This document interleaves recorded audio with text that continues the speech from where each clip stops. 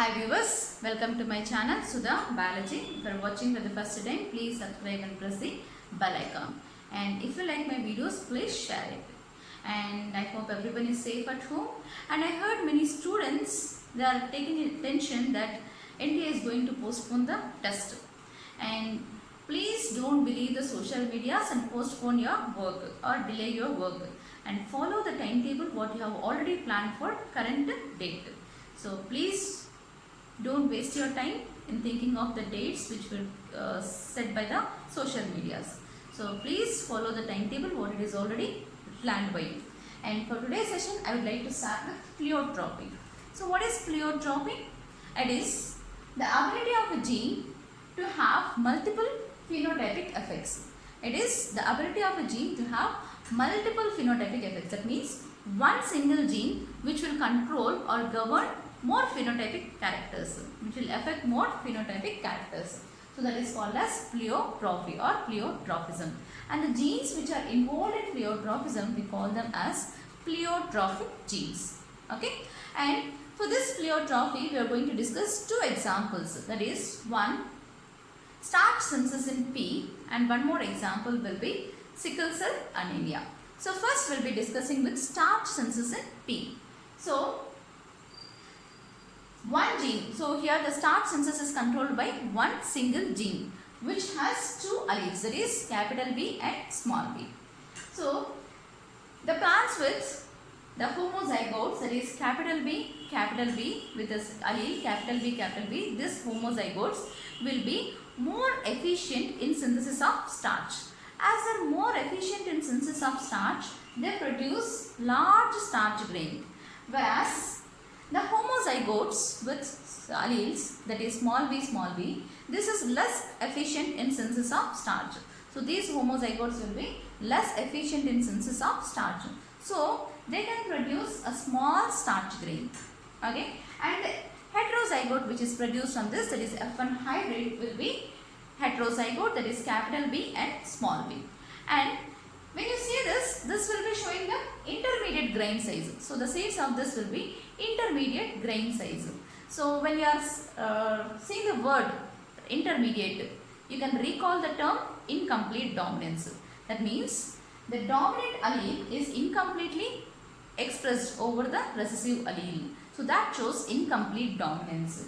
That is only in case of starch synthesis. So for starch synthesis, the gene B shows incomplete dominance. It is not completely dominating over the small b, that is recessive allele.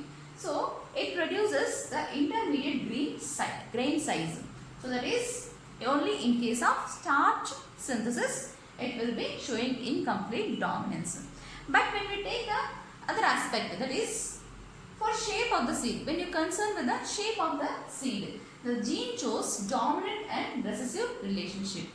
So see here, the homozygotes with a capital B, after maturity it shows round shape. Okay, see here it will be round shape, the same homozygotes. And here the homozygotes with small b, after maturity they shows wrinkled shape. Okay, so this will be wrinkled shape. And the heterozygote here, the heterozygote after maturity it shows round shape. That means what it is showing here, round is a dominant character and wrinkled is a recessive character here, which we are seeing for homozygote with the allele small b. And when we are seeing in case of heterozygote, that is which is concerned with the shape of the seed, it is round in shape. That means this will be showing the dominance. It is not showing incomplete dominance here in case of shape of the seed. So that is one single gene is showing the two characters here. So one single gene in case of starch synthesis, it is showing incomplete dominance, that is the heterozygote will be intermediate grain size, and at the same time the same gene which is controlling the other character, that is shape of the seed. Shape of the seed, that is it is showing here dominant character in F1 hybrid, that is the heterozygote, it is round in shape.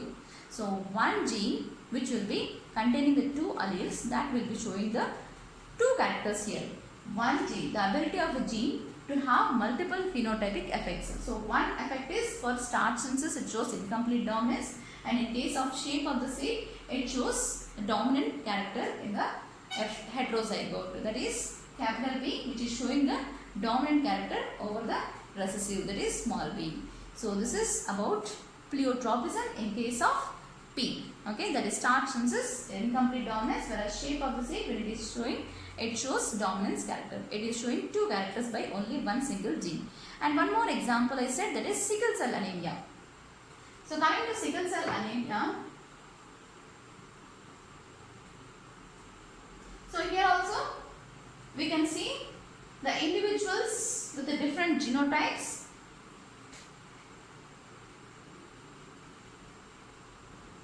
HbA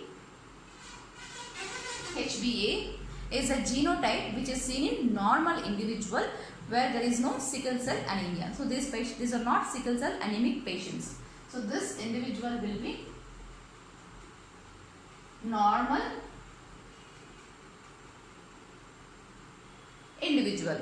And one more genotype, the other genotype with HbS and HbS. So this individuals will be showing the this individuals with the genotype HbS will be showing the disease.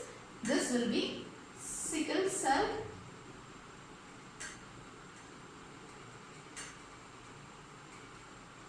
anemic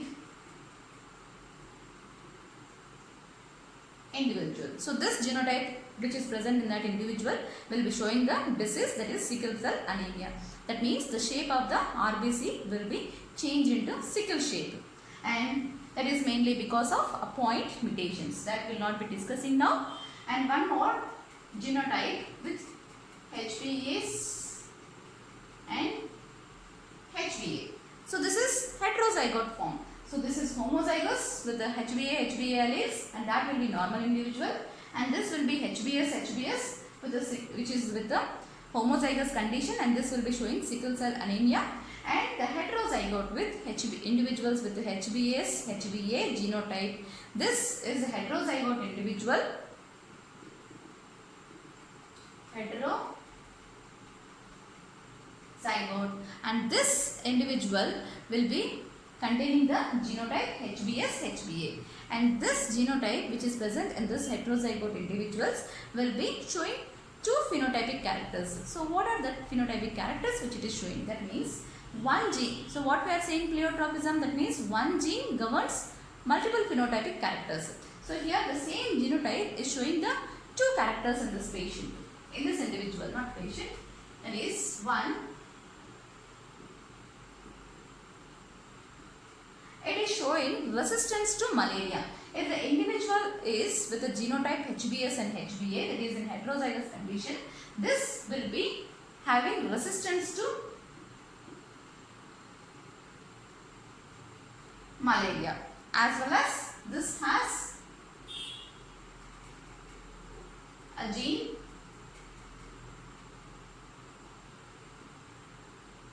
showing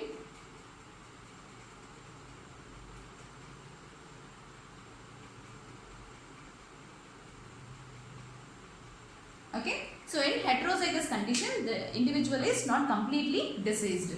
So it has that this genotype will be showing the two effects, that is it shows the presence of little amount of sickle cell anemia, as well as at the same time it is also showing resistance to malaria. So this genotype which is in heterozygous condition, it will be showing the two characters.